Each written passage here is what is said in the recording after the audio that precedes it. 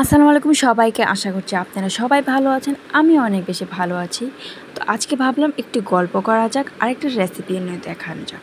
তো অনেক দিন থেকে ভাবছিলাম একটা স্মুদি খাবো, ড্রাগন ধরছে স্মুদি খাবো।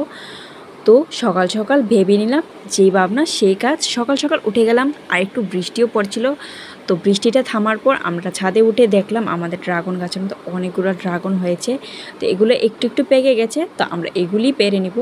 আর আপনারা কমেন্টের মধ্যে অনেকে বলেছেন ড্রাগন নাকি এটা আমাদের নয়, এটা আমাদের বাড়িরই, আমরা নিজে লাগিয়েছি। আর আপনারা যদি কিছু জানার প্রয়োজন থাকে ড্রাগন ফ্রুট সম্পর্কে আমাদেরকে অবশ্যই জিজ্ঞাসা করবেন। তো এদিকে আমরা ফ্রুট নিয়ে আসলাম, এখানে ছিল প্রায় 4-5টার মতো।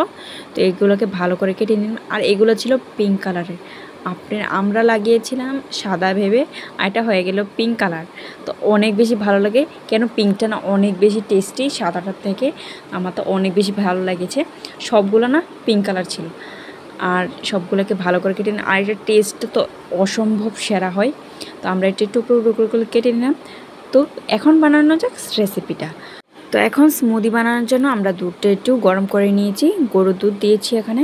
আর একটা পাতিলের মধ্যে আমরা জল বসিয়ে দিয়েছি। আর এখানে দুধটা ঠান্ডা করতে হবে। আপনারা যদি গরুর দুধ হয় এখানে আপনি একটু এখানে দিয়ে দিবেন পরিমতো এলাচের গুঁড়ো দিয়ে দিবেন। আর না চাইলে আপনারা আস্ত এলাচও দিতে পারেন, তাহলে গরুর দুধে যে স্মেলটা থাকে ওটা থাকবে না, অনেক বেশি ভালো লাগবে এলাচের গুঁড়োটা দিলে। তো এদিকে দুধটা ঠান্ডা করে নিব। আর যেখানে আমরা পাতিলটা বসিয়েছিলাম, তো এখানে আমাদের পানিটা ফুটে গেছে। এখন আমরা একটা বাটি এখানে দিয়ে দিলাম সাবুদানা। তো সাবুদানা দিয়ে এটাকে ঢেকে দিলাম। সাবুদানাটা কিন্তু গরম জলের মধ্যে দিতে হবে, না দিলে এটা আঠা আঠা হয়ে যাবে। তো আমরা এদিকে দিয়ে দিয়েছি, এদিকে দিয়ে দিলাম আমাদের ড্রাগন ফ্রুট ছোটো ছোটো করে টুকরো দিয়েছি।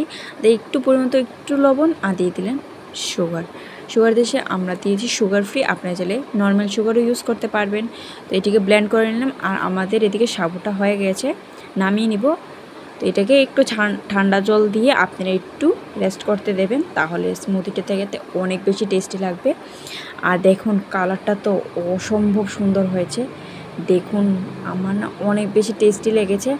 আর সাবুদানা খেতে তো কার কেমন লাগে প্লিজ আমাদেরকে অবশ্যই জানাবেন। আর এই স্মুদি রেসিপিটা আপনারা বানিয়ে দেখবেন। আর আপনারা যদি ড্রাগন ফ্রুটের গাছ সম্পর্কে কিছু জানতে চান আমাদেরকে অবশ্যই জিজ্ঞাসা করতে পারেন। আর আপনারা আমাদের এই চ্যানেলটাকে অবশ্যই সাবস্ক্রাইব করে দেবেন নতুন নতুন ভিডিও দেখার জন্য। আর আজকে এই পর্যন্ত। আমাদের এই ভিডিওটি আপনাদের ভালো লাগলে লাইক কমেন্ট শেয়ার করবেন। And thank you for watching.